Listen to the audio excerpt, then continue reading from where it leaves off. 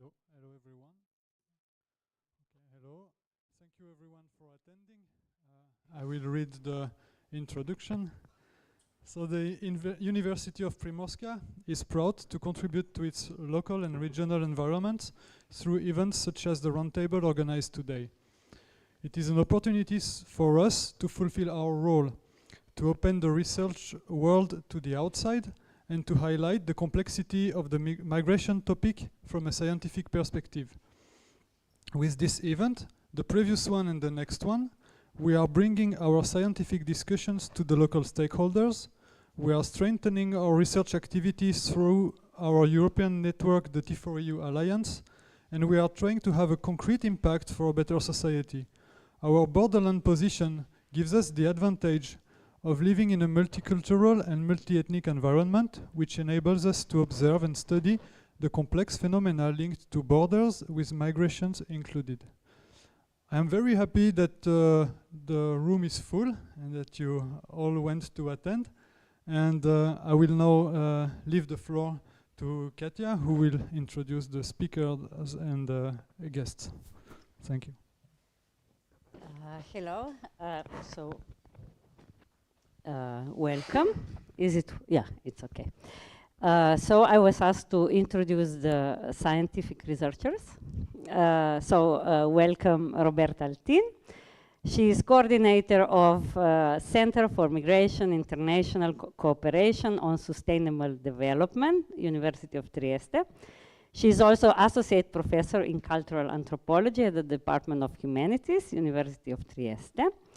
Her research has mainly focused on transnational migrations, refugee studies, and intercultural education. She is an active member of the EU University T4 Europe that we are here, this roundtable in the frame of. Then next to her is Alessandro Monsuti, professor at the Department of Anthropology and Sociology at the Graduate Institute of International and Development Studies in Geneva.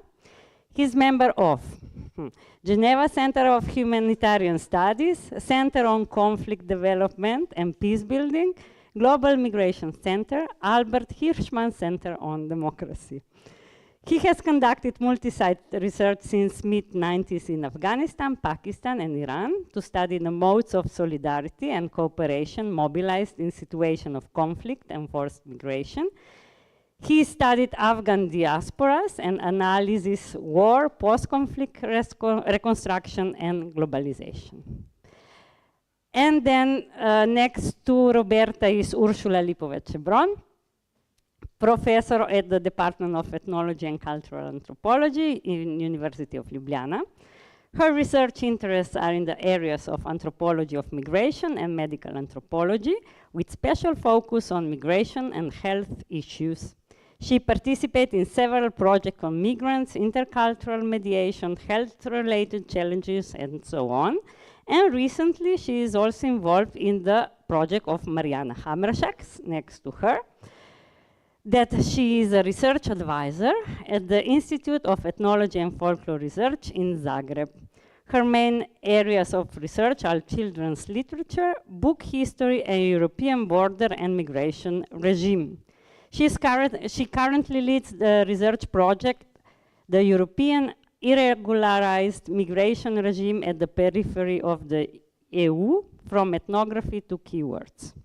So this about researchers, and now I give the word to you. And for the association, we invited 3 local associations from both sides of the border. So we have the association PINA, who is established in Koper, the association Parkistra, who is established in Castellet, and the association Linea d'Ombra, who is established in Trieste. And maybe if you can have a few words to describe the association, each of you, very quickly, your activity. Hello, everybody. I'm Mirna Bujic from PINA in Koper. Our association deals with many topics and issues.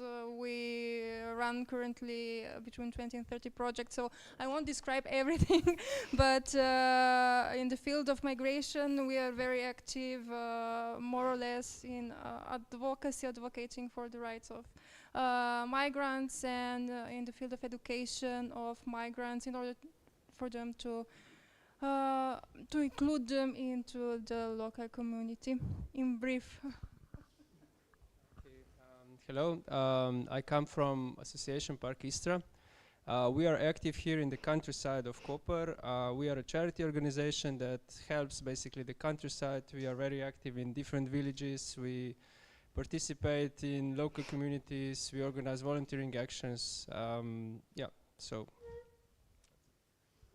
Hi, Francesco. Linea d'Ombra is an organization that exists since 4 years now, and every day we are in the square in front of the train station of Trieste, welcoming people on the move coming from the Balkan route and supporting them with items and medical help and legal assistance.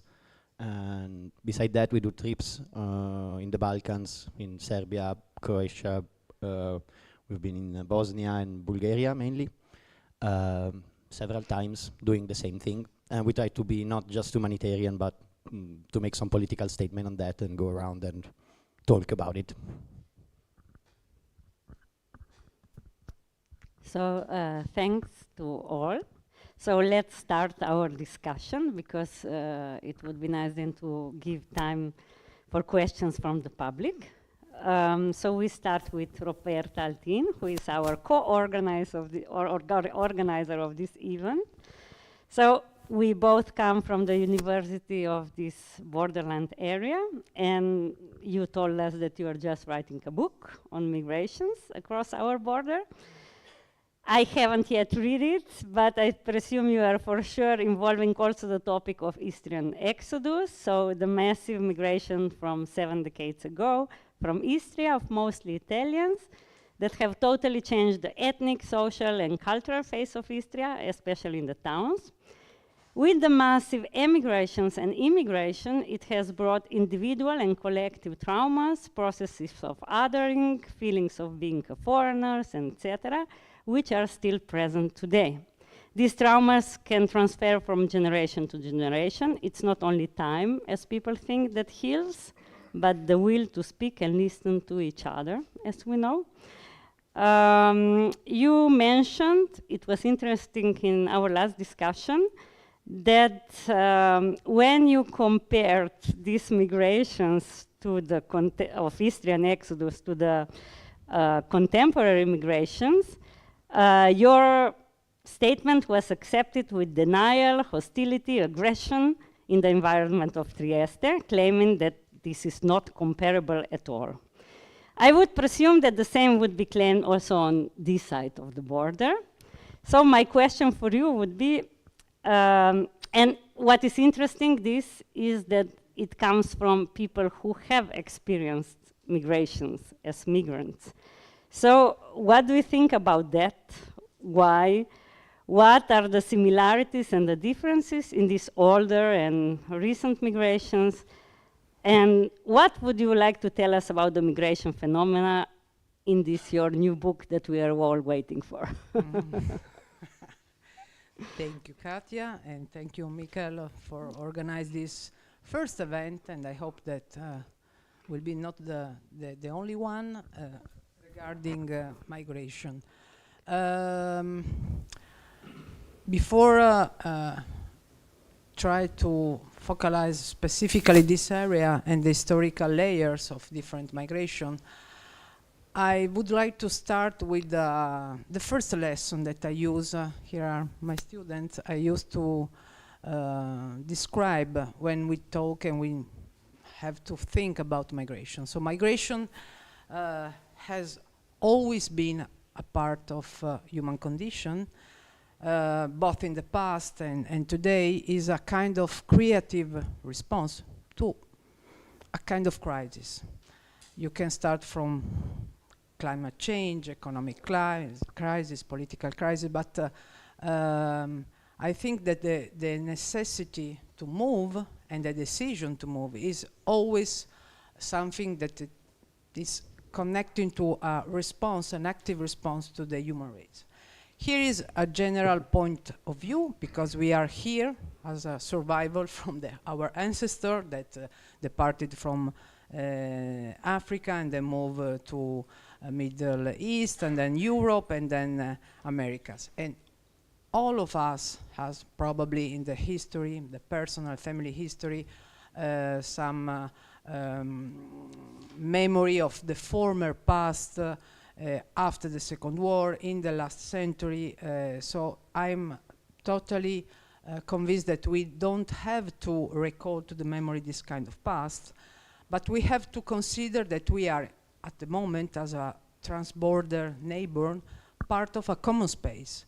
And after many, many years, for the first time in the new millennium, we can move from Trieste to Koper to Zagabria without use our prepusnica or passport, and without to be care about how is the traffic of goods, of idea that we move from one part of the other. We are part of Europe common space. We are free to move and we are free to exchange idea, and indeed we are here together. But at the same time, we are in front of a kind of transnational migration. This is not only the characteristic of the flow that arrived here in the last 30 years, not now, but I have to underline that we are not only part of a transborder traffic of migrants, goods, and these kind of things, but we are part of a transnational migration, and I think that this is the first point that we have to consider. So, what happens? That this old path from east and south of the world toward Europe, to Western world, is became a kind of game, as you know, because the migrant from the other space outside Europe try to reach, for many, many different reasons, all serious, our common space, that European space. So what we have to consider is that regarding the visibility and invisibility of this migrant, it's really, it was a surprise right in the book that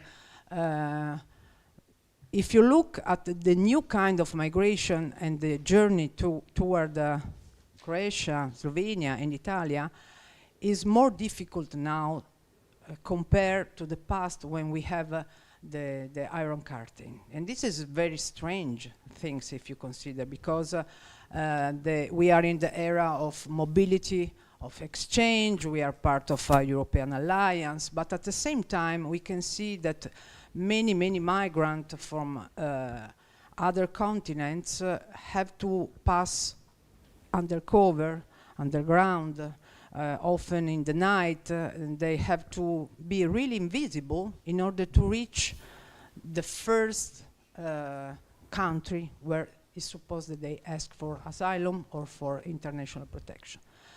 When they arrive, they immediately became too visible. They changed their clothes. We start with this consideration that people living in this border area are afraid about the sign, the traces of their passages. But we were the same in the past. And we need, and you know, because you write another beautiful book regarding this, the silence that took how many years regarding the past refugees from Italy, and the Italian displaced that remain here and so on. So actually we have to consider that this movement is something that is obliged to pass undercover, and when we see the arrival of these people, we are not able to give hospitality, we are not able to say hello, welcome, or and the reaction that we have is, oh, they are too visible, they are outside our common culture, and this is the reaction, the first reaction. We, as scholars, we know that the same reaction was something that was in the past with the former refugee from the neighborhood. So we have to consider that it is a kind of reoccurrence of the story, and it is difficult for the citizen try to find a similarity. The reaction is, okay, we were not so like this, but at the same time, we have to consider that as a part of the humanity, all of us, every one of us, in case of needs, became also, even the most sedentary person became immediately a migrant. This is, I think, the basis in order to start the discussion, the common discussion. And we have to consider that as a part of this mankind, we have to find a similarity and not only the position and diversity that is so easy to find. Thank you. I will continue with Ursula, who will also, it will be a bit question that is a bit connect. I know her for a long time, and from always she's engaged with migrants and very problematic issues, truly a true activist. And right now, this year, you have published with other collaborators a book entitled, in Slovenian, that you have it here, Introduction to Migration and International Protection Law, from the Faculty of Law, University of Ljubljana. So the book is written mainly by lawyers, but you have written with Jelka Zorn from the Faculty of Social Work the chapter on common misconception about refugees and irregular migrants.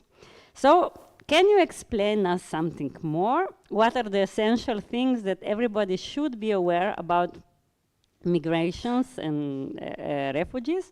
Why there is such a big difference between what the public discourse offers us about these enormous waves of migrants who would supposedly threaten us, and our everyday reality? As me, I'm living on the migrants' way, and in the 15 years I have never ever seen a single migrant. I see only the traces of them.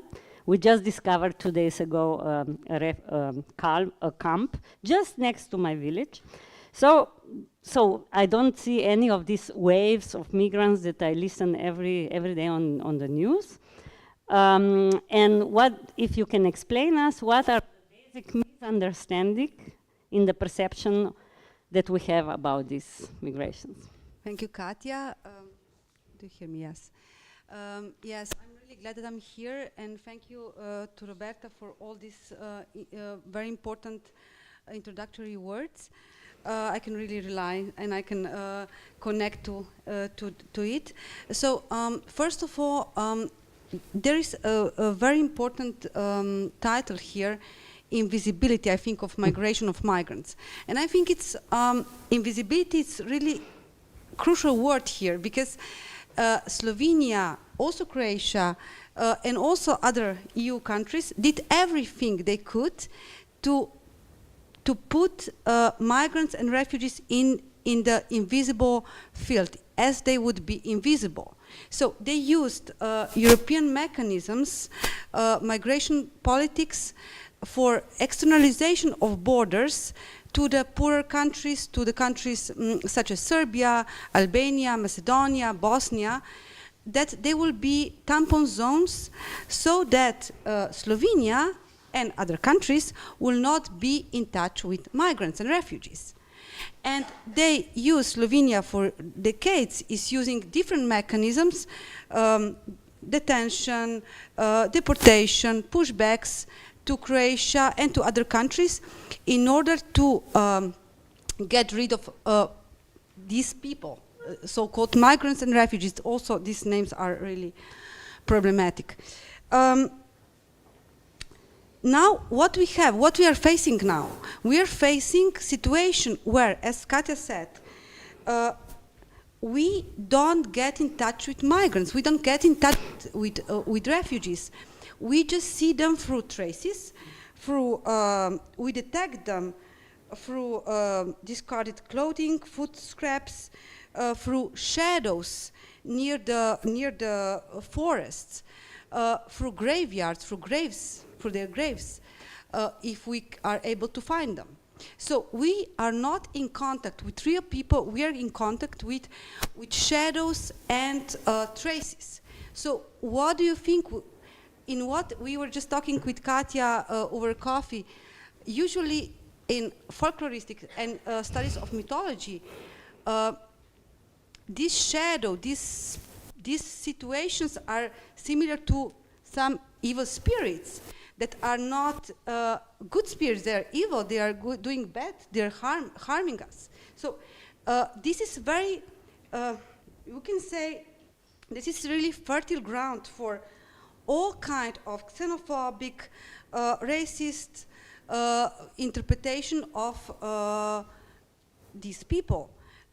So anxiety is growing, fear is deepening inside the local population. And of course, this is a perfect situation for all kind of media and political discourses that are portraying them as criminals, as rapists, as in all other very negative terms. It's interesting, I was researching in the field of migration for already, I think more than 20 years, 23 or something, and it's incredibly sad to see how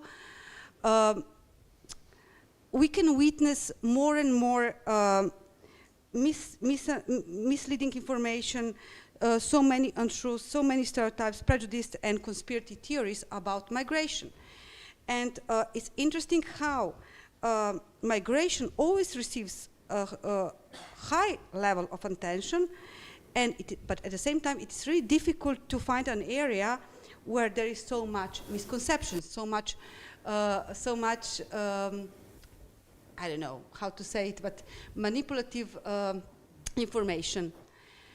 And why is this possible? Because we don't have contacts with people. Because we have in mind shadows, we have in mind traces. And it's so easy to manipulate us. So each time, as Roberta, I talk to my students from various faculties, and we talk about migration. Over the years, over 2 decades, I can say that what I'm witnessing here is that we can see more and more misconceptions and less and less contact. And very quickly, because I don't want to take too much time, but okay. I was trying with my colleague Jirka Zorn in this chapter, we were trying to say something for the general public. Say something because we were so tired of always hearing the same stereotypes, the same racist ideas in supermarkets, in the classrooms, in wherever we go, is practically the same. So I will just really briefly present some of them.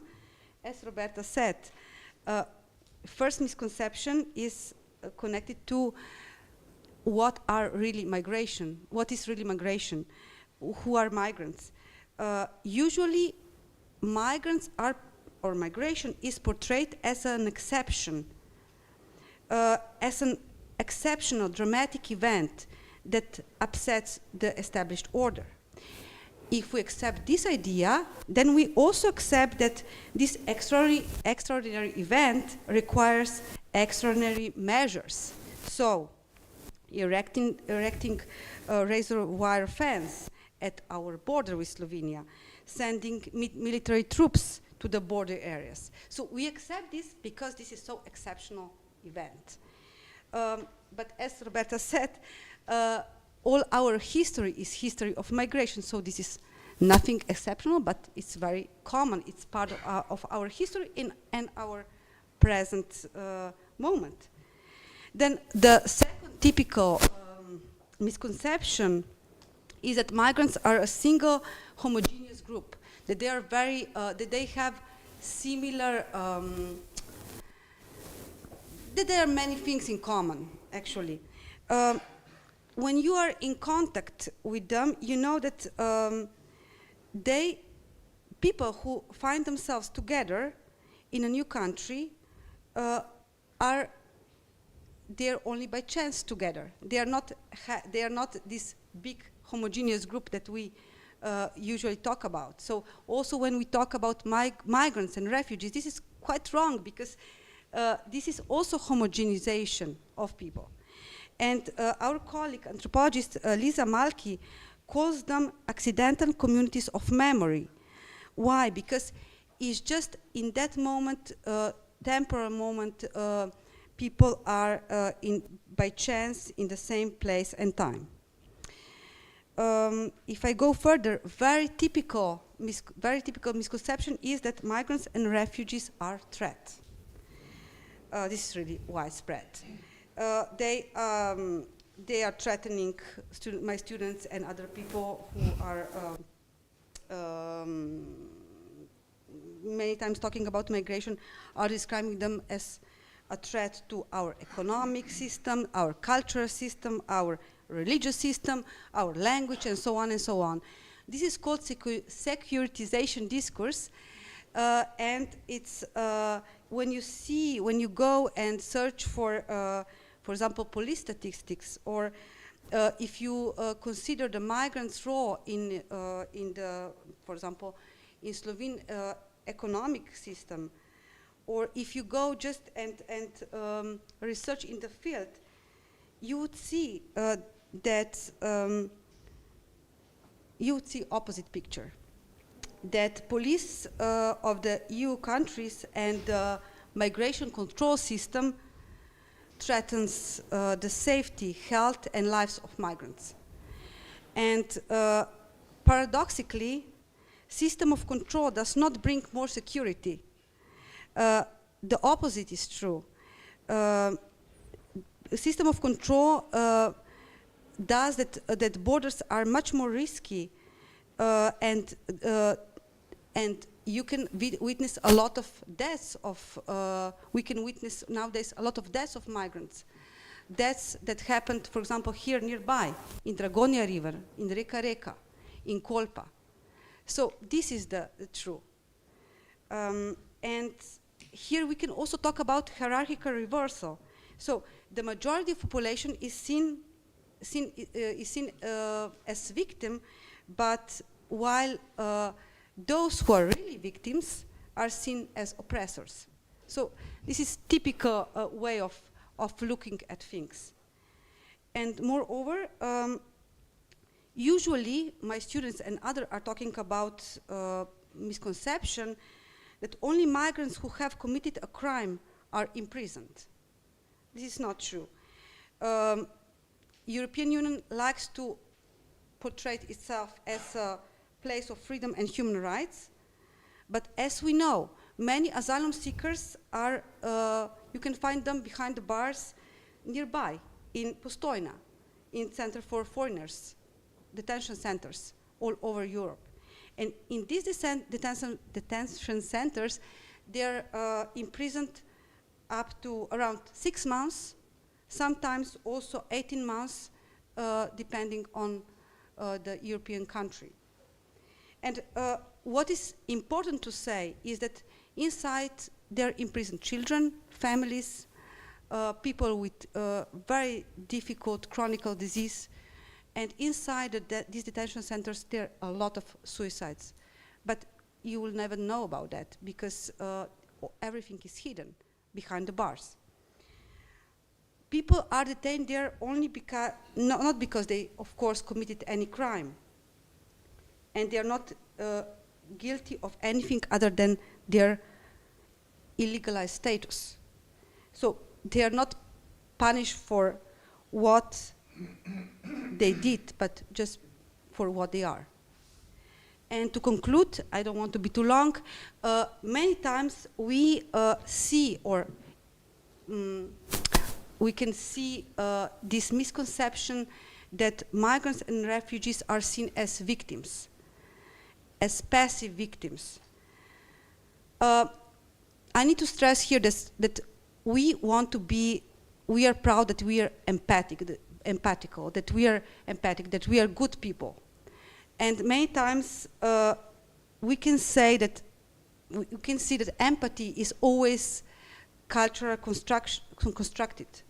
So we are able to show empathy to certain kind of people, usually to children and women, not to black men. And many times you can see that refugees, when they enter to our countries, need to play a role, to show that they are true refugees, that they are not that they are true refugees, and in this sense, in this role they are expected to be humble, grateful, passive, without opinion, without initiative. So they should be immersed in the role of victim, this biblical image of eternal suffering, and this phenomenon, of course, is called victimization. So, to conclude, for me, the most important lecture here is from Gianfranco Schiavone, our colleague from Trieste. He always said it's important to have contact with people. It's important that they live near to us.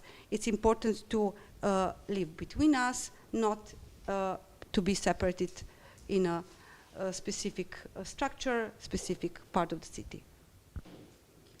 Thank you. Yeah, we continue with that. So the word to Mariana, because thank you, Ursula. You mentioned the deaths, and you are working together with Mariana. And when I was wondering what to ask at the roundtable in the local environment, you pointed out the death of the 4 irregular migrants from Mali and Mauritania in '73 in Dolina by Trieste, who died right in these days because of the cold weather, so 50 years ago. At that time, the village of Borscht organized a big funeral at the village cemetery, and it was attended by many people, locals, even relatives from France, and national media. And you argue, you wrote me that these are probably the oldest death of the European regime of irregular migration, that is death as a consequence of border control in modern democracies. But today, thousands and thousands of people die of anonymous death on the Balkan route, on the Mediterranean route, where researchers speak also of the Mediterranean cemetery. And there are people today, among them Karolina Kobylinski and you, both of you, who, well, they are trying to identify this anonymous death in order to give them a name and a biography, to give them the human face, let's say. This Saturday, the mayor of Dolina by Trieste said that there will be a commemoration of this at the cemetery of Borscht after 50 years. A bit also in the name of all these thousands of anonymous deaths that are happening right now. What do you think about this? Maybe a bit difficult also the question, what caused this change in the perception of death of migrants? Why this contemporary indifference, and what we can do for it? Thank you, Katja. Thank you all for being here and listening this not so cheerful topic, especially now when we are tackling the deaths. First, maybe I will start not with differences, but with similarities. Deaths in Borscht can be connected to the deaths that are happening today, because they are also a result of closing of borders of European countries for some groups of people. So when we say that border is closed, it is never closed for us citizens with passports. It is closed for people coming from Mali or Mauritania, as happened in 1973. One of the persons who died in 1973 already worked in France, but because of the change in France border regime at that time, which is a consequence of very complex process of labor at the labor market. He, coming from a former colony, could not enter the France legally, so he and his friends were forced to find the alternative way. The alternative way was via Yugoslavia, coming by plane, and then crossing to Italy via Trieste, and then going to France. So this is the path that we are also seeing today when we speak about people who are hidden or who invisibly or unnoticed across now not Yugoslavia but Croatia, Slovenia, Bosnia, etc. So in that terms, we can say that the main difference is that today we are seeing the result of these 50 years of policy of migration control that differs people according to their background and makes some passports really like invaluable. These 15 years are too long to be summarized, not in an hour, but in days, and I will not go into the discussing the European border control policy and its changes, but maybe we'll stick more on the deaths and the situation with the border deaths. In that respect, I would like to highlight that, and following up what Roberta and Ursula said, that in order to move invisibly, migrants, asylum seekers, refugees, people on the move, however we will call them, need to hide. And in order to hide in forest, to hide in a trek, to cross a river, not on a bridge, but aside the bridge, they risk their life, they put their life at risk. So, saying it very, very plainly, it means that for some people, crossing the border in current regime means a mortal activity, means putting life in danger. This is something I think, very different of what we usually see or hear about border deaths when they are represented as results of nature, cold winter, I don't know, cold sea, rivers, smugglers' activity, etc. Looking from this perspective, that the border control is the one that is producing this kind of movement, that is forcing people to hide, we could say that border deaths are deaths caused by border controls, because people are forced by that control to hide, to be invisible. In that respect, we could say that we could speak about the invisibility of causes of border death. So it is invisible that they are a result of this, some authors will say, slow violence, structural violence of the border control regime that we are living now at least for 50 years, as is documented. It is also invisible that these deaths are premature deaths. So these are deaths that could be prevented if they are caused by the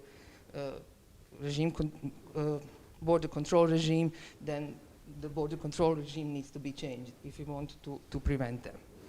And this border control regime, just to tackle some of its aspects, is built on the visa regime, which implies that for most of the African and the Asian countries, residents, they need to have visa to come to our countries. It is also based on the restrictions of entry. So if you have visa, it doesn't mean that you will enter one of EU countries, and at the end it is based on illegalization of every aspect, not only of movement but also of life. Border deaths are further on invisible in statistics. It is very hard to say how many people died, but from our everyday experience it is evident that we are witnessing a very big rise in border deaths at this part of the world. They are also invisible, border deaths are invisible in terms that we can speak about invisible graves. So people who die are buried in very often in a small cemeteries, in a very small communities. So their graves are not in Trieste, but they are in Borst, where they died, which is connected to the legal framework, which is also one thing we can discuss in the discussion. But the result of this is that these graves and their deaths are invisible, and their identities are very often invisible because they are not known, because procedures that exist are not adequate for people without documents. Their deaths are invisible also to their families, who struggle with not knowing are they beloved alive or not. And one thing that is also invisible is the history of these deaths. So I think it would be very important to acknowledge that border deaths did not start in 90s, which is usually what we hear with the breakup of Cold War, but started very decades earlier with the changing in the European border control policies, which is connected to the oil crisis, etc., the whole system behind it. So these invisible histories start, at least as we know today, in 1970s with four people who died in Trieste, which you mentioned, Katja, and who memories on whom are kept among locals. And also commemorations are done not only for this like rounded years, so not for 40, 50s, they are done yearly in Borst in Trieste, as far as I know. And except in memories and in tellings of locals, they are also commemorated, or their funeral can be approached via photographs of Mario Magagna, a famous Trieste photograph. And at these photographs we can see how whole community, the whole Borst, or at least many of people who lived in Borst, participated in their funeral. We can see this kind of care and respect shown by the community even today. When we come to the cemetery, we will see their graves, which are made of very concrete material, with the names on them, with flowers. So this is the difference in these 50 years, I would say. Their graves are known, their death is acknowledged. I think it is also condemned with these commemorations. So the causes of their deaths are known, and this is something, maybe this is the biggest difference. The difference is that these deaths are not invisible for these communities as they are for us as a society. Thank you. To Alessandro now. Alessandro, I searched a bit your works, and I got plenty of them. And I saw that the recent book in English, Italian, and French are, I will name only three: the Homo Itinerans Towards a Global Ethnography of Afghanistan from 2020, War and Migration, Social Networks and Economic Strategies of the Hazaras of Afghanistan, that is in Routledge in 2005. And your last book is also from this year, 2023, in Italian, I think, or it's in English? Oh, it's in 5 languages, Destination. And it's from what I read, a very interesting book written by an anthropologist, so Alessandro, with the artist Carlo Vidoni. And I will just now read what was written about this book, what I really found interesting, and I will then ask you about this. So the idea of going beyond anxieties and fear in the face of a world perceived as uncertain, in which, and this is interesting, in which the mobility of certain people is seen as a threat to the stability of other people's lives. The authors have compared trajectories of migrants who have left Italy or arrived in Italy at different times. The itinerary proposed by this work unfolds through short biographical accounts of 8 people who narrate their path. Stories of migration, separation, and pain, but also of curiosity and hope. So I found very interesting what you did, so it will be a question linked to this. But I just add some more questions, because on the Friday roundtable in Herpelia, where you were there, I don't know if you understood, but the president of civil protection, the police told us that the most numerous people in the last years were people from Afghanistan among the migrants.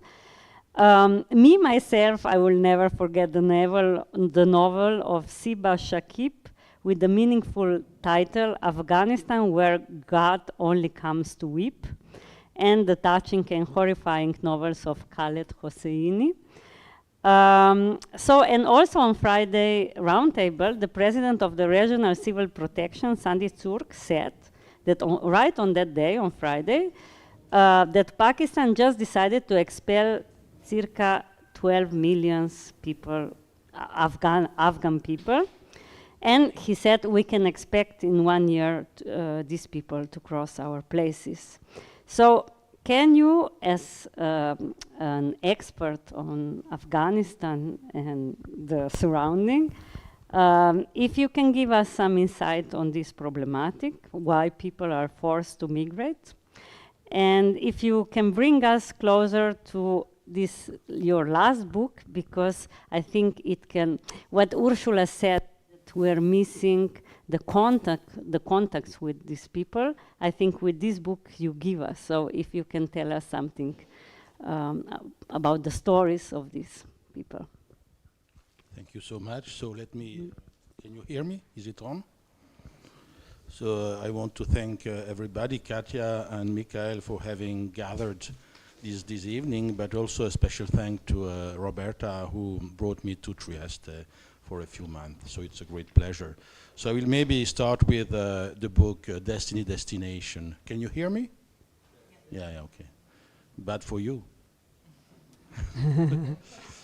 Destiny Destination, it's obviously my last book, so it's my favorite because it's a book written by many hands, but especially between Carlo Vidoni and myself. Carlo is an artist, and we wanted to do something on migration. I was frustrated by being an academic. I wanted to go beyond the ivory tower, and he was frustrated to just, go to cocktail parties and inauguration, and he wanted to do something which was socially relevant. And we decided to put together our ideas around the lines of the hand. Because, we have all lines. Normally, it's the left hand. Good for me, I'm left-handed, so I belong to a genetic minority. So we have all lines.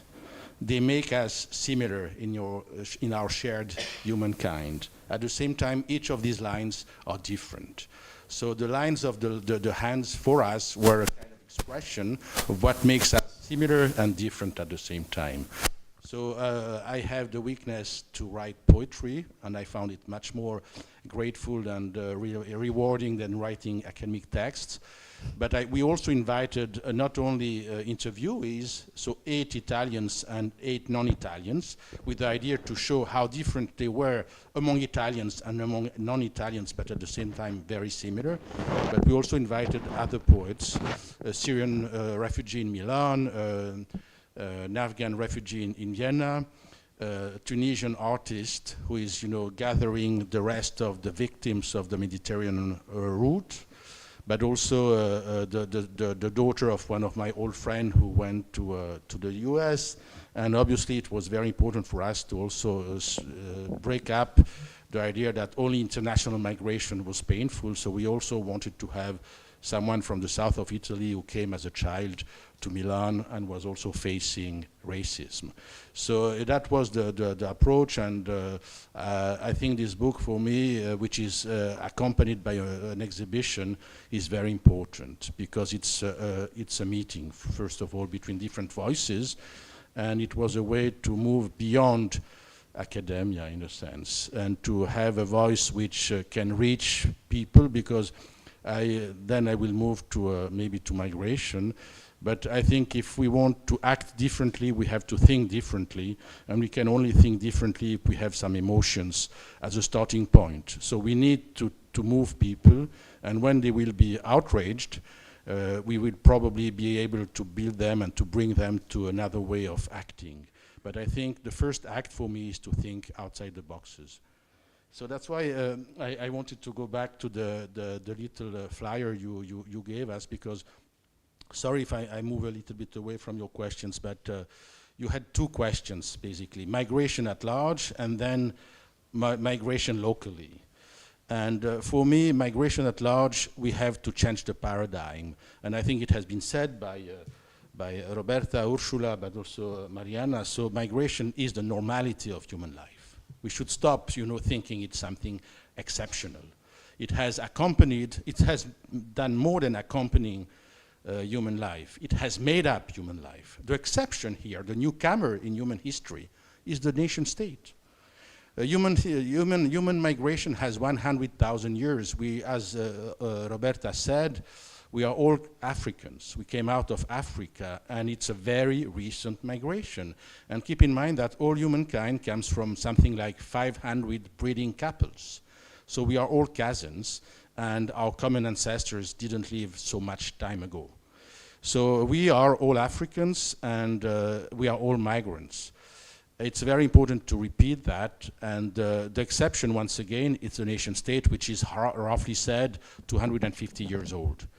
So let's keep that in mind. But even if we don't go so far as 100,000 years, we have to remember that the 19th century, that's something I always repeat, is a much more massive era of migration than today. Look at what happened in the 19th century when obviously migrations were run by colonial states, colonial empires, but they have redesigned the whole demography of the world. They have brought Europeans in South and North America.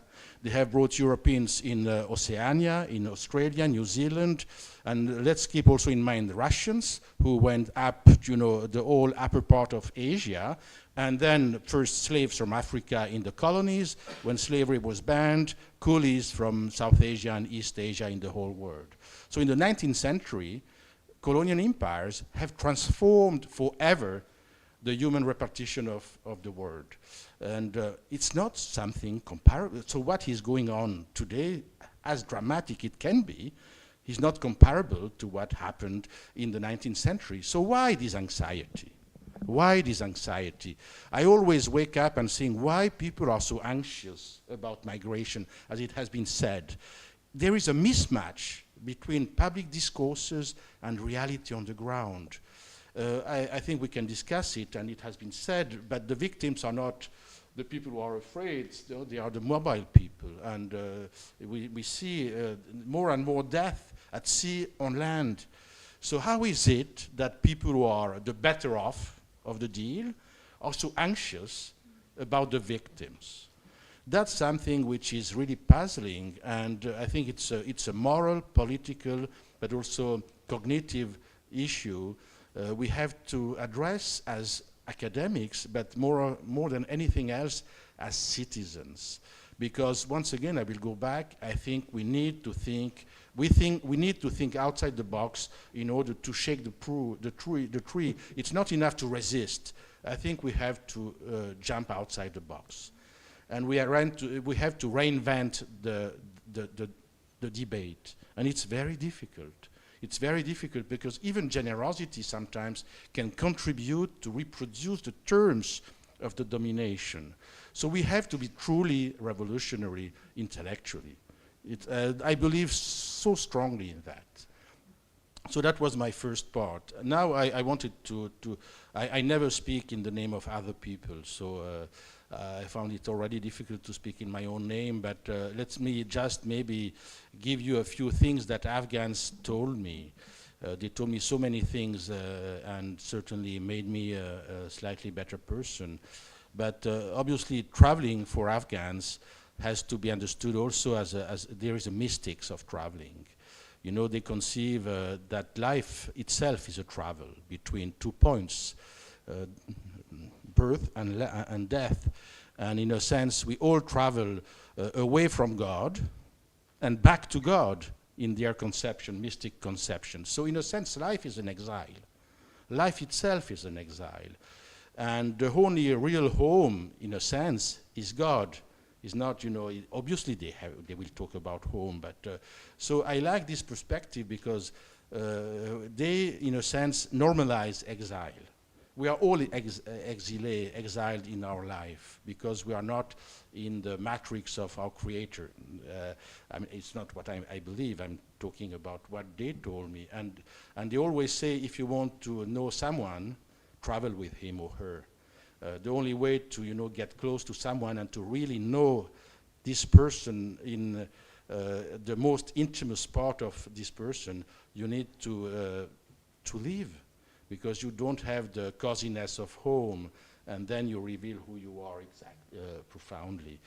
But you know, migration. So let me now say a few things, 2 minutes really, on Afghans. Because I spent probably, I didn't know, I was you know, in Molière speaking in prose without knowing it. So before having met Schiavone and heard Schiavone, I was meeting Afghans and spending time with them. So and traveling with them in more than 20 countries, basically. I spent all my life, you know, that's why my wife is tired, poor one. Each time I go somewhere, I have to find Afghans, and it's tough. It's very tough. On one side, it's what I have called the twofold moral economy, because on one side, especially young men, we know that among Afghans, young men are overrepresented today. It has not always been the case. It was not the case in Iran. It was not the case. In Pakistan, certainly not, but now many Afghans who are coming here are young men. Many of them are actually coming from Iran, where they were born and sometimes grew up. And they are pushed by their families, and they are condemned to succeed, so they cannot fail. Being returned for them, it's basically a social death.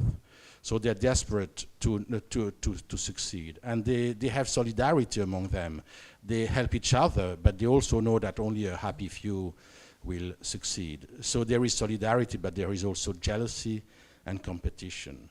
And I would say further you go from Afghanistan, more you have competition and jealousy. And in some cases, I found, you know, social networks and networks of solidarity much stronger in Pakistan and in Iran than, let's say, in Italy or in Germany. So there is competition. And then, so solidarity certainly, but also competition among migrants here, but also between migrants and their family home. Because they very often they have Facebook pages and they like to stage themselves, it has been said. But it's very tricky, because I remember once I was in Patras, Greece, and I visited some abandoned factories where young Afghans, 16-year-old and so on, were hiding at night. And the dean of the group, who was 21, 22, he was from Afghanistan, while most of the others spent their childhood in Iran and Pakistan. And I told him, but what do you say? How often do you call home your mom? Yeah, once a month, one other month. And what do you tell her? Do you tell her that you are living on a heap of crap? And he told me, looking at my eyes, that's the hardest part of my life. I have to lie to my mother. If I say that I'm living on a heap of crap, she will tell me, come back immediately. I don't want you to have such a social life and living conditions. If I say to her, everything is fine, I got a job, I have a salary, she would tell me, remit money. So I have a very narrow path to say something which is not true. I have to hide how hard is my life, and I should not say that everything is fine. If I say that my life is so hard, people will say you are lying. It's because you get a nice life and you don't want to share it with us, who sacrifice ourselves and pooled money to send you there. So he told me that's the most difficult part. And they have the social media, they stage themselves, but it's all a play of competition, jealousy, hiding things, revealing some, and it's extremely, extremely, extremely stressful. And I can tell you, obviously that's not scientific, but I have seen sometimes in the eyes of my interlocutors more distress here than in Afghanistan. And even sometimes people told me, you know, at war, you're a man, and you are treated as a man. Here you are just asked, for instance, a Pashtun man who had a past of being a fighter. He was in Friuli waiting in a hotel run by the Red Cross. Told me, fighting is hard, but it's also exciting and it's valorizing. Here I'm just asked to wait without knowing for how long. So it's not even that I'm told I have to wait for 6 months and then we will take a decision. You wait and you don't even know for how long. And he told me that's much more destructive psychologically than war. So I want to say that it's very tough, and I think it has been said, it's very tough of being a migrant. They are condemned to succeed. If they don't succeed, they are a social failure, and that's not easy. And it's impossible to succeed if you don't help each other. But if you help each other a little bit too much, in a sense, you are losing also your own means. So it's a very, very difficult balance. And I found, in spite of Afghans being all the time together, a very profound loneliness among Afghans that I have not found in other places. Okay, thank you. I give the word now to Michaël. I would just like to ask now for the representatives of the associations, if you want to share maybe some activities that you had, some experience, stories, impressions, and your opinion with us. It's open as you wish, but then after this, and also we will announce the activity for next week that we have planned. So you can take the microphone.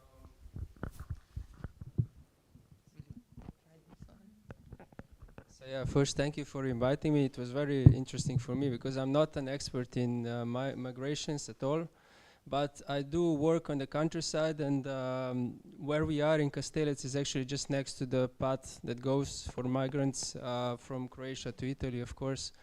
And there is another thing that actually where we are, we have a basically volunteering center where we host volunteers, young people from all over Europe, and the center itself is made in an old army barracks in Caraula in Kastelec. So basically this was the barracks for border patrols that were preventing illegal migrations before.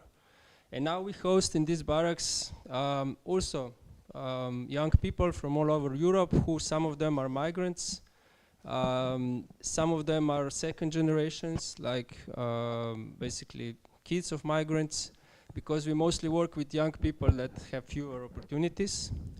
So these young people then help around in our region. And we do cleanups of these like clothes and bags that stay after the migrants. We do these cleanup actions all the time, like several times a year, always. And besides that, what is interesting, we also cooperated briefly with Center for Young Migrants from Postojna. They were sending us young people like 16, 17 years old, also from Afghanistan. And they were amazing, like at least the people that came to us, the kids that came to us were amazing, like really hardworking, really dedicated. Some of them like learned Slovene in a few months. So I was impressed, really. I didn't know that they are like so dedicated. Like you said, it's like their only chance, you know, the whole families depend on them, and you could see with some of them, of course. And I have an interesting story because, of course, we send these young volunteers who are, of course, different than locals here in Istria. Some of them are black, you know, they come from Afghanistan or like second generations from Africa, from France. So we send them to these local villages to help local farmers. And of course, there's a lot of prejudice. And of course, they are afraid of migrants. And of course, some of them really don't like them. And with one of these young boys from Afghanistan, it was a really interesting story because we went there and helped this young farmer. And he was telling me, you know, he didn't know that this guy is from Afghanistan. And he was telling me, with this guy standing just next to us, how these migrants are coming and they are destroying everything, destroying their fences. You know, they bring water for the animals and then they wash their teeth and spit inside and the animals don't drink it. And they are destroying the fences and, well, you know, more and more and more explaining. And then I couldn't stop myself. I said, you know, this guy is from Afghanistan, he's a migrant. And he was like, whoa, you know. And you know, he was really suspicious, and he said, yeah, go there's your people, it's over there.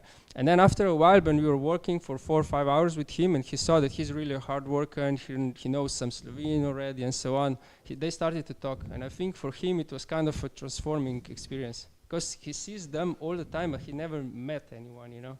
And I think this meeting actually can transform the opinion of local people here. So as was said before, I think hiding migrations is not correct, it's not good. I think people would have to come in contact with people that migrate, that travel, and basically get to know them.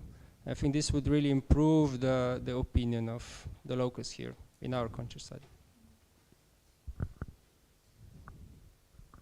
Okay, yeah, I would agree with the statement that we are all migrants. Years ago, already, God, yeah, we made a media campaign, national media campaign called "We Are All Migrants," and I think that in our job, also as an NGO, but also academic and so on, it is important to bring the the phenomena of migration closer to the public and closer to the policymakers, closer to people that really should understand what being a migrant is. We presented different migrants in different lights, with different lives, with different capacities, with different, you know, characteristics. We wanted to separate them from this conception of being just a phenomena, a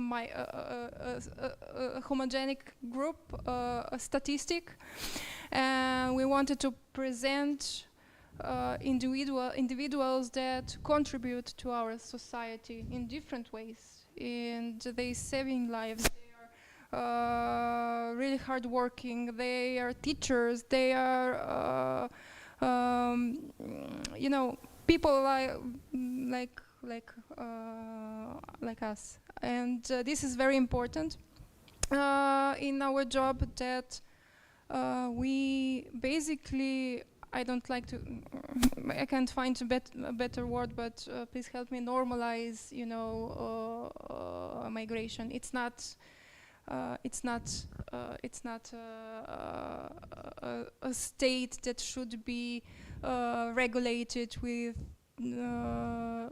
or equal to a war state or a state of war or similar. And yeah, I would really I really wanted to bring to these activities policymakers, because these are people also that we were discussing with Ursula before, that these are people that should understand the real state that these people are living in and what should be done in the field. But currently, you know, Ursula maybe will help me a little bit with commenting this.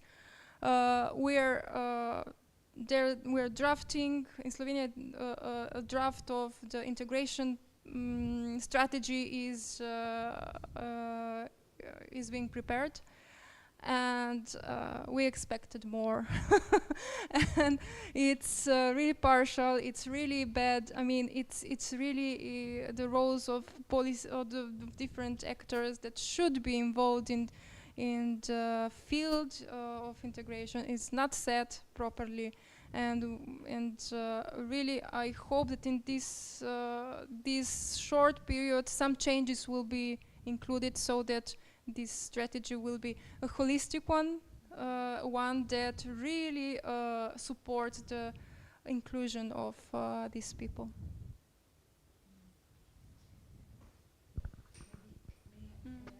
Just very briefly, yes, thank you, Mira, for bringing this up.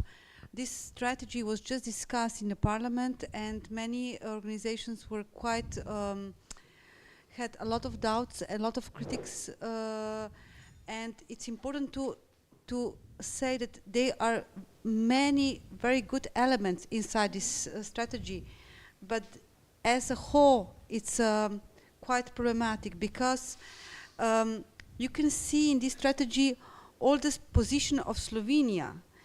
Slovene politics, migration politics is, we could say, schizophrenic. On one side, we know that without migrants, refugees, without their workforce, we will not survive. So in this strategy, it's clear that we need migration. We need even much more migration. And so on one side, you can see in this strategy that we're inviting new workforce. But this workforce is seen as workforce that will be temporary without rights, workers' rights, and will be very, focused only on work, not on family, or other rights. On other side, we can see that Slovenia is having, as in all these decades, very quite problematic migrant politics, full of restrictions, full of problems inside the asylum system, and so on and so on. So we have this double phase. From one side, we need migration. From the other side, we are doing all we can to block them, to stop migration, to deport people, to push back, to yes. So it's really, you can see how we are stuck in between.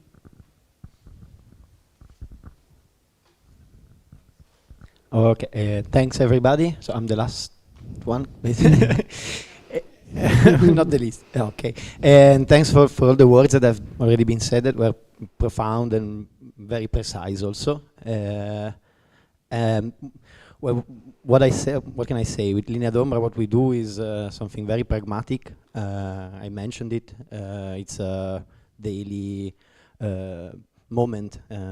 It depends. It spans from 2 hours to 6, 7, 8. Sometimes it happens to go home at 2 o'clock in the night because people keep on coming. So you have to stay in this square and try to find some way to welcome people when the institutions are completely lacking, are like completely indifferent to what should be their role. Something I say is like Trieste is a border city that doesn't want to recognize itself as such.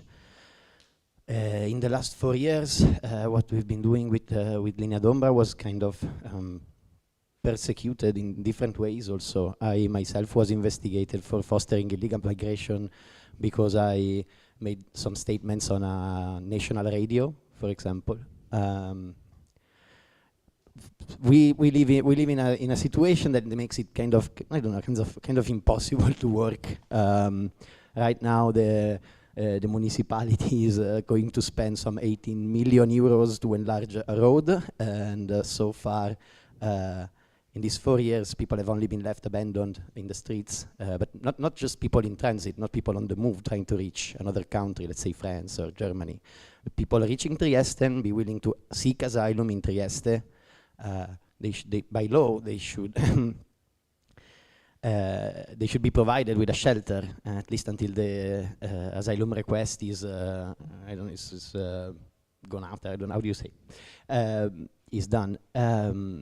What we've seen, and it's been now since July last year, there was a big difference between the amount of asylum requests and the amount of requests that were processed by the authorities. So an increasing number of people were completely left alone in the street, abandoned without a toilet.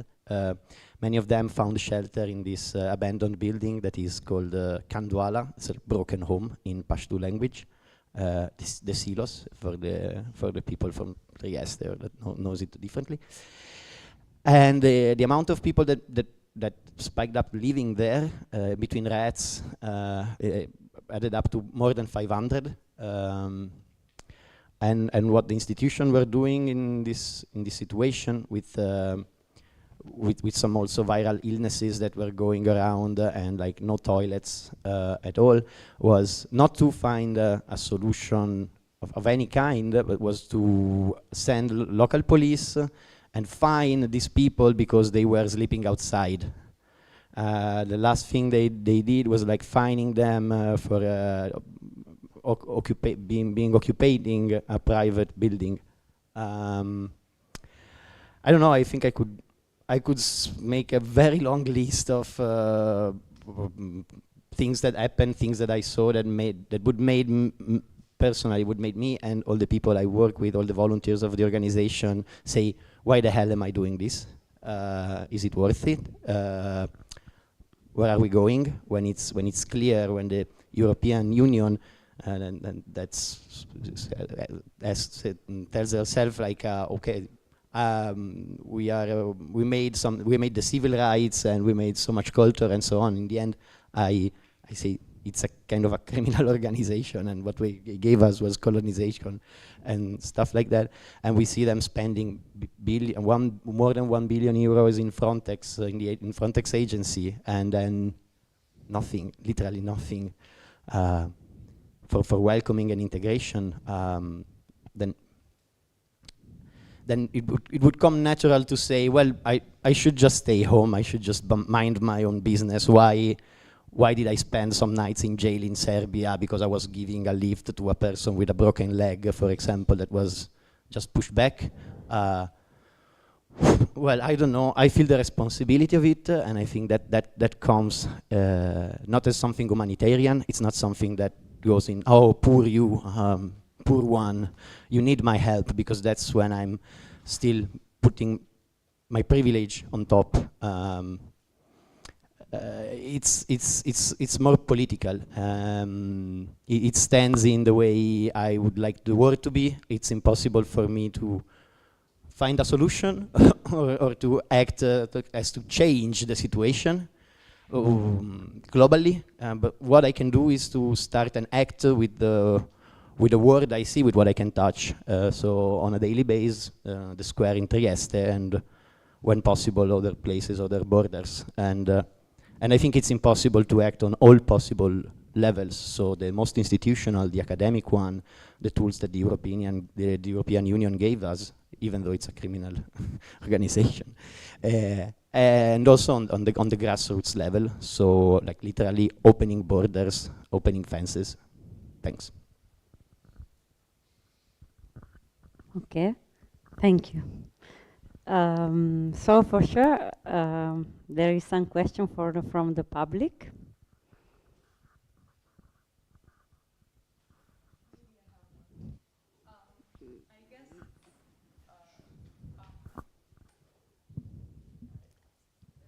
Thank you so much. So I don't know exactly who I'm targeting with this question, so I guess whoever feels called to speak. My question is, I find interesting how you talk about like Trieste and the work that you do. And for me is, I go from Ljubljana to Postojna almost every weekend. And you, Ursula, you talked about shadows and how we don't see them, or you even mentioned that you only see the footsteps. And for me, it's interesting because I think this summer specifically, the amount, like the number of people on the move that were on the buses, on the trains, sometimes forcefully removed by the police. And I always felt like there was this sort of wall between, you know, us and them. I guess how this idea of the shadow, to me, it's, even though they are very much visible, they're at the same time invisible, even though we see them. And how, what I wanted to say before with Trieste, it's how in Ljubljana, for example, even though it's not a border town, there's so many people, and you can still see so many people on the streets.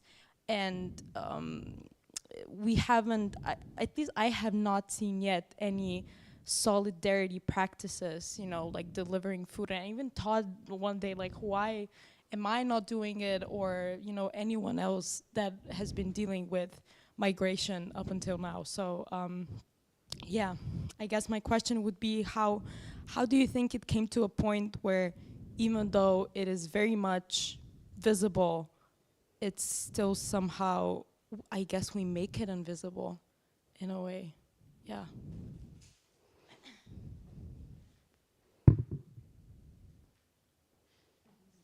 Just take. Just a part of your question is, I thought about your case of solidarity 50 years ago. And I mean, Francesco told us that not only Francesco, Linea d'Ombra and the other association in Italy, they have this problem of criminalization, not only against migrants, but against people that give hospitality and solidarity. And I mean, 50 years ago, it was the opposite, not only because there are few migrants, because as Alessandro Monsutti remind us, we were more migrants in the past. So it's not a problem of number, it's a fear of small numbers, as a famous anthropologist told us. So I think that this is a part of the border regime that is not only against migrants, but is against any kind of action regarding solidarity and hospitality, generally speaking. I give the floor to the colleagues. Maybe just very briefly, I think it's also when me and Mariana were first time in Borscht and Dolina, for me was very shocking to talk to local people. Dolina is mostly Slovenian village, and they were preparing pasta for people on the move. They're saying, we are making pasta now, big, for a lot of people, that certainly they will come as usual.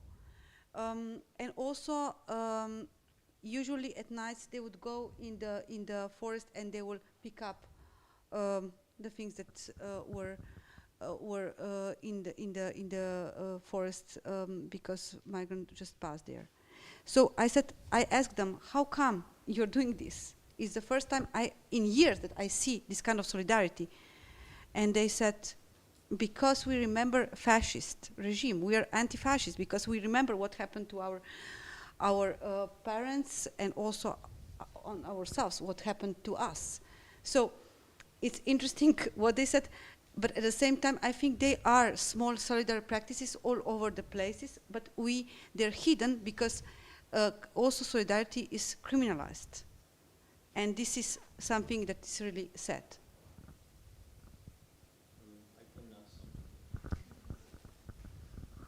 Just wanted to say, but I'm pretty sure you already know, in Ljubljana there are a couple of organizations that are working. Okay, Infocolpa, Ambassador Rog, Pizza.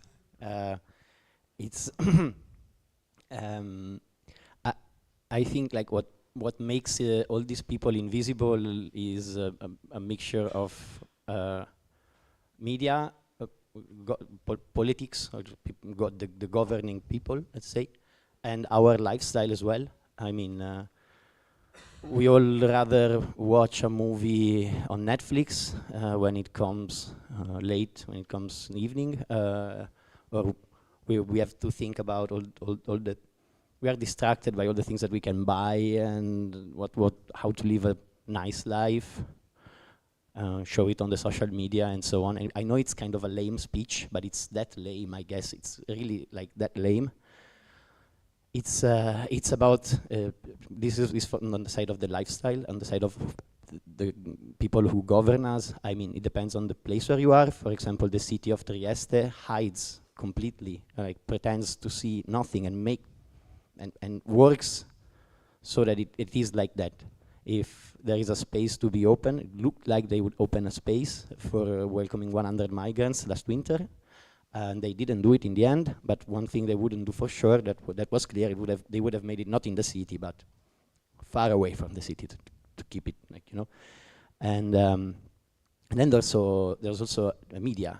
When I'm talking about these 500 people left abandoned in the silos, we've been making press conferences, and we made some, like, also published reports, tried to send it to both local and national newspaper for, I would say, 1 year, something like that. And it took 1 year, and it took a spiking up number until we reached more than 500 people. Nothing happened.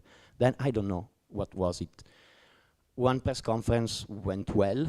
We've been listened to, and so this case of Trieste, of people left alone with rats biting them at night, and the institution being also responsible for that, this became a national news. It went on the national televisions, on the national newspaper, and it was a matter of 3 days, I say 3 days, for this place to be controlled by the police. They took 150 people. They checked the documents of everybody. They gave expulsion papers. They started asylum procedures for some people, and they started moving these people from Trieste to Sardinia. And it's like in the middle of Sardinia, in the middle of nowhere, in another abandoned place basically. But they freed some space. So something happened after 1 year of nothing, just when it became kind of mediatized. So I don't know, the invisibility stands in between these things, I would say.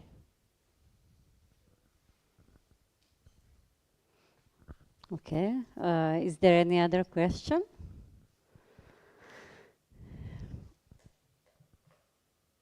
Okay, then as it's already 7:30, but I would just like to add a little question. When we were speaking about the leftovers, the material traces, in fact, as you wrote on your project, Mariana and Ursula, this trash, let's say, these material traces are conceived by most of people as trash. And they form this part of anti-migrant discourse, and it helps to contribute to the formation of a negative perception of migrants. That's what you wrote on your webpage of your project. But you and other people like Jure Gombac, who is also listening to us, are taking these objects as meaningful objects. So can you say something, maybe to conclude, how to transform, you know, something that in the vast majority of people is seen as trash, and to transform it to valuable objects? That researchers, you're doing this? I probably will not have an answer because I don't have it, but maybe I can comment on the idea of connection, or to underline, I will underline that pollution and migration have a long history of connection. So migration is sometimes considered as a pollution to environment, pollution to society, and what we saw and what is written in Igor Petricevich's note on ERIM, it's that the idea of garbage and pollution somehow helps to establish borders and boundaries between us and them, and to establish this difference. So in that respect, I would just say that things that we see in the forest, leftovers, left things, can have different meaning. And Ursula mentioned some of them.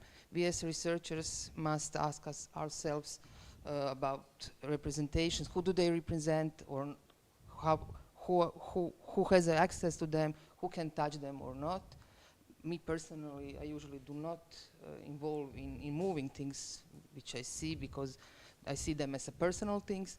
But as some other researchers, I can see a value of them as an evidence, but not a voice, but really as an evidence of people who need to hide to move. This is something that we opened the line with which we started this debate. And I think that these things in forests are important, first of all, to foster us to think, why are they there? Why a baby stroller or I don't know, injection of insulin is left in the forest? Why people need to undress to enter the city?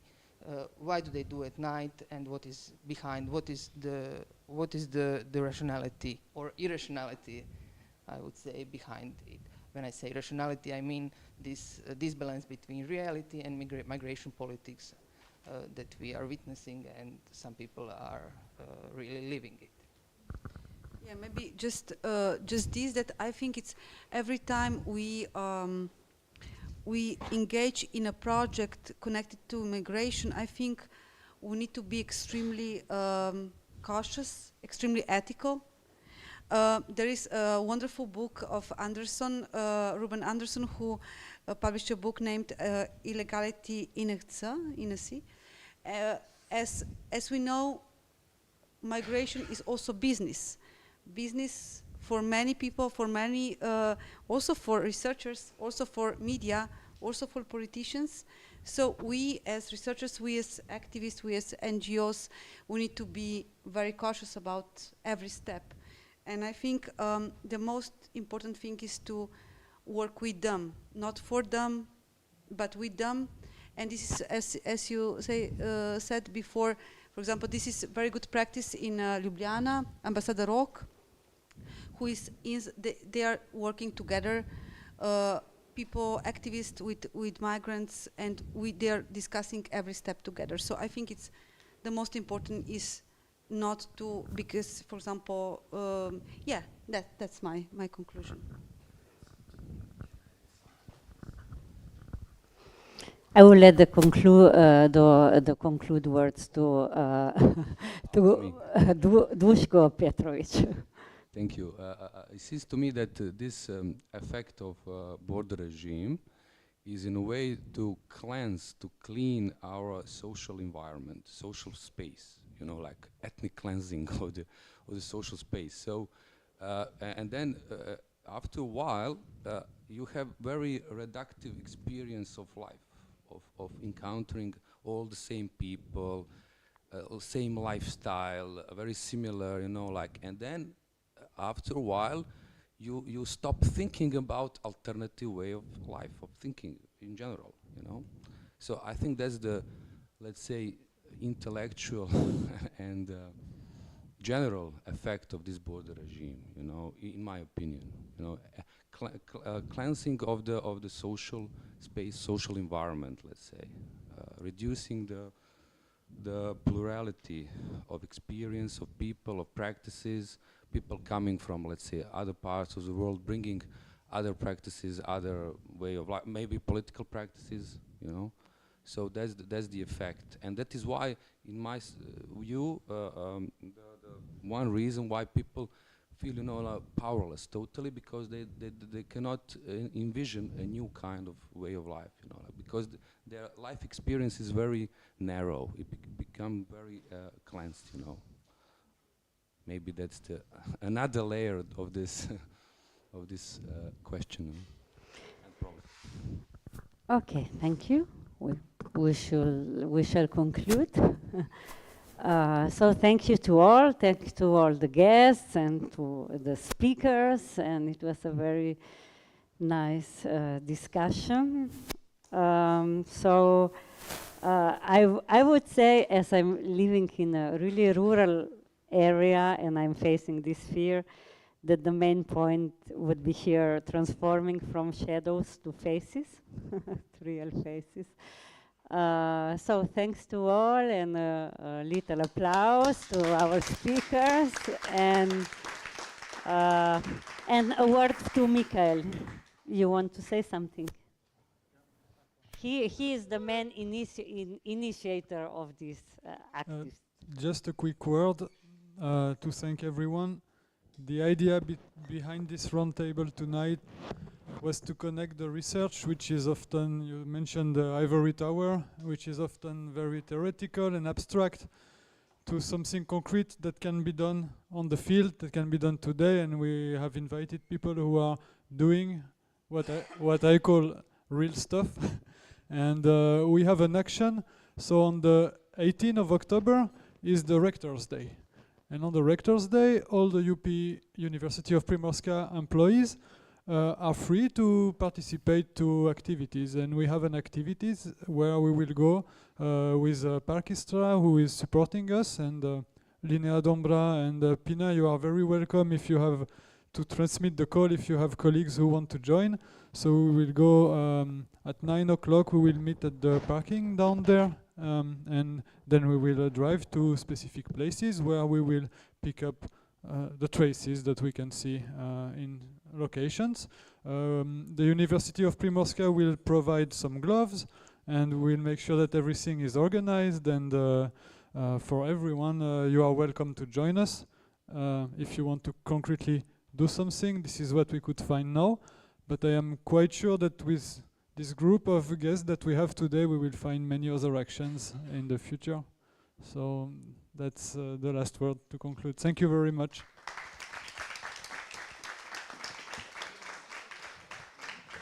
And there is something to drink and to eat there in the back, so thank you.